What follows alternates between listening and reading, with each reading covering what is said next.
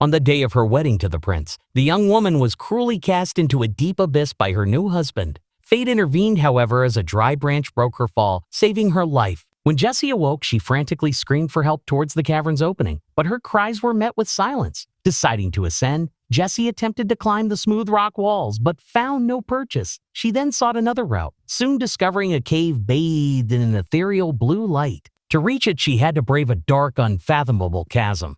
Mustering her courage, Jessie leapt across. Her injured leg nearly sent her plummeting into the void, but in a desperate moment, a chain on her dress snagged in a crevice, allowing her to steady herself. She retrieved a dagger from her pocket and with immense effort finally pulled herself onto the platform. The source of the blue light was revealed to be a unique combination of glowing insects and their secretion. Jessie tore a strip from her gown, placed some fireflies inside, and fashioned a makeshift lamp. Within the cave, she also found a pool of water. Eagerly, Jessie cupped her hands to drink, but the water was too foul. Her only recourse was to quench her thirst with drips of melting ice from the ceiling. As she closed her eyes, savoring the cool liquid, the ice pillars above suddenly began to give way. A monstrous creature engulfed in flames plunged into the cave.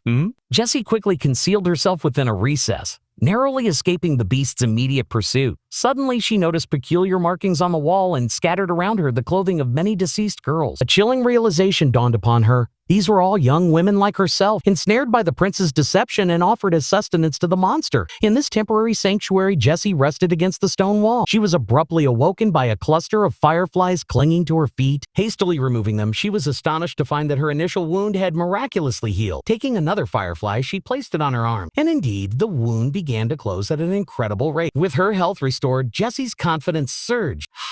Consulting a map etched into the cave wall, she learned that following this path would lead to another exit, indicating that others had escaped this way before.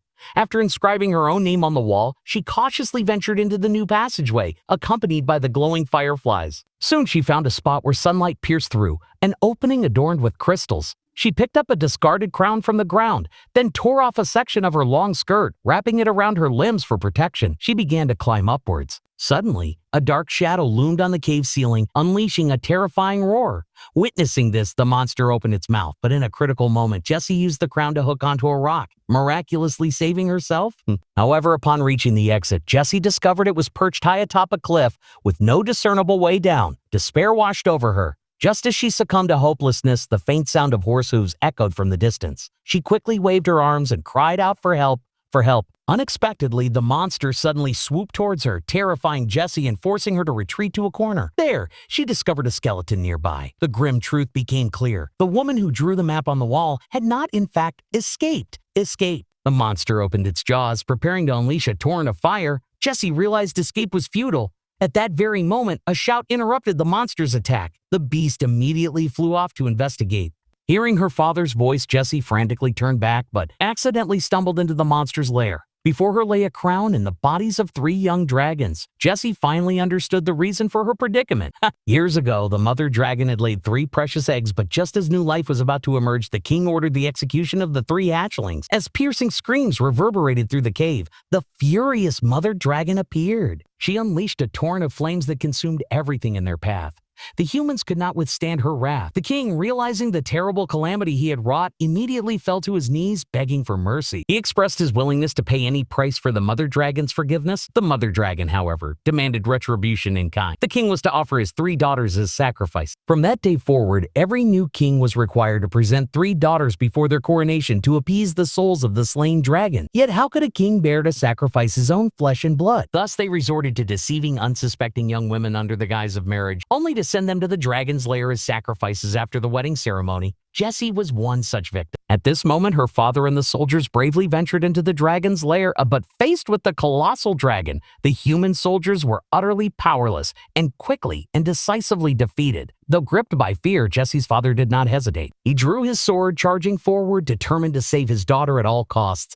This harrowing scene was witnessed by Jessie, who had just arrived. The mother dragon sensed her presence and immediately used her father as leverage to lure her out. Despite her father's repeated warnings not to come, he decided to sacrifice himself, wishing only for his daughter to escape safely. Jessie watched in horror as her father was pierced through the chest by the dragon, letting out a painful scream. Hearing this, the mother dragon swiftly turned to search for Jessie, desperately hiding behind a rock. In a critical moment, a soldier, attempting to flee, accidentally made a noise, immediately drawing the mother dragon's attention.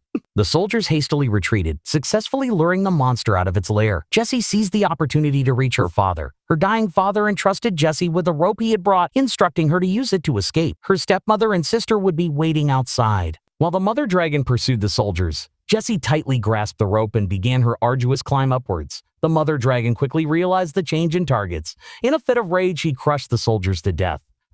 Then, flapping her colossal wings, she swiftly charged towards the fleeing Jessie. Seeing this, Jessie desperately climbed higher, not daring to pause for even a moment. The dragon's flames roared towards her, but fortunately, Jessie had climbed up the cliff in time, escaping from the cave. She knew the mother dragon wouldn't easily let her go, so she immediately mounted her white horse and galloped towards the seaside. Unexpectedly, the mother dragon burst from the lair, roaring furiously. Jessie realized she couldn't outrun the dragon on horseback, so she quickly dismounted and hid beneath a large rock. Only upon catching up to the horse did the mother dragon realize she had been tricked. Instantly enraged, she spewed flames, scorching the entire forest. The queen in the castle witnessed this apocalyptic scene, immediately surmising that Jessie had provoked the dragon. To appease the beast, she ordered her soldiers to bring Jessie's sister and threw her off the cliff as a sacrifice to the dragon. When Jessie finally escaped and reunited with her stepmother, she learned that the queen had taken her sister. Determined to rescue her, Jessie decided to return to the dragon's lair. Drawing from her past experience, Jessie bravely stormed the dragon's lair, reaching the blue light cave and creating more firefly lamps. She used the dirty water in the pool to mask her scent, gathered scattered weapons into a pile, and constructed a makeshift time mechanism to divert the dragon's attention later. Then, she picked up a sword from the ground, preparing for battle. The dragon, too, lay in wait, anticipating Jessie's return to save her sister. Half an hour later, the dragon heard a noise in the distance, mistaking it for Jessie. The beast immediately leaped towards the source of the sound. Jessie seized this opportunity to find her sister, but unfortunately, her sister was severely injured and unable to escape quickly.